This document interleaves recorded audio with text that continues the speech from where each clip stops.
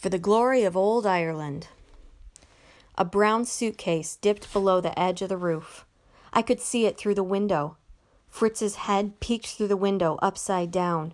He saw me, saw Professor Goldsmith, and then he and the suitcase disappeared again. Fritz was on the roof of the cable car, and he had the suitcase bomb. He had waited for us. He knew I'd go for Professor Goldsmith and try to get him out of the resort. Fritz had waited for us on top of the cable car station, watched us get on board, separated us from the others so he could kill us. Professor Goldsmith stood and went to the window, trying to see up top. "What's going on? Who was that boy?" He's one of the ones sent to kill you," I said. I closed my eyes and fought off my nausea. I wished Goldsmith would sit down. He was making the cabin rock. "His name is Fritz. He has a bomb." "A bomb? But if he blows us up, he'll die too." "He doesn't care," I told him. "He was born to die for Germany." I'd said it sarcastically, but I realized suddenly that it was true. Fritz believed all that stuff about sacrificing himself for the fatherland, for Hitler. He would do it. He would fulfill the Hitler Youth motto, live faithfully, fight bravely, and die laughing. Goldsmith fretted around the cabin like a caged chicken. "But we're trapped in here. It's a 40-minute ride to the bottom." And the bomb had a 15-minute timer. I knew the score. We were in trouble. We were going to die. "We have to get up there," Goldsmith said. "We have to stop him. He'll blow us all up." I nodded. He was right, but I couldn't be the one to do it.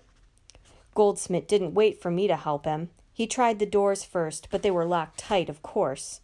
They didn't want anybody accidentally opening them and falling to their death. He tried the windows next and managed to get one of them open. He did all this while I lay curled around one of the poles in the middle of the cabin, fighting desperately not to black out.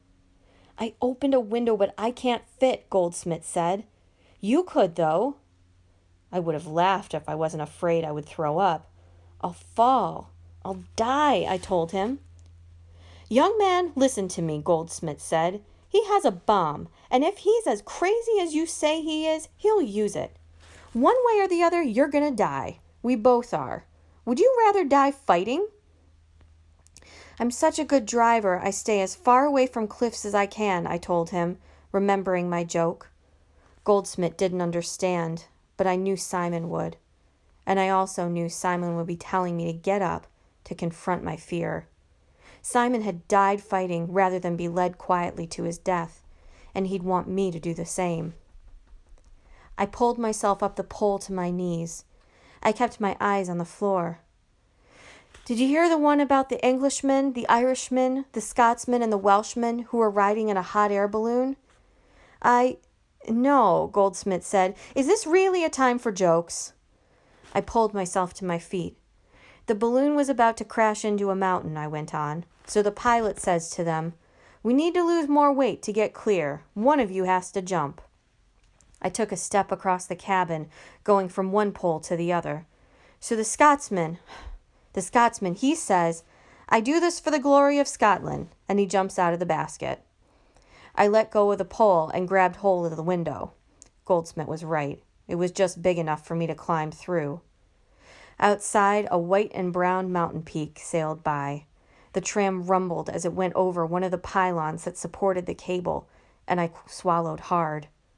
But the balloon wasn't high enough yet. "We need to lose more weight," the pilot says.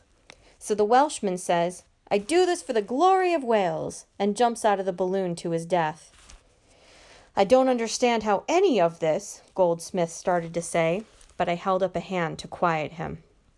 I steadied my breathing and stepped up onto the bench below the window.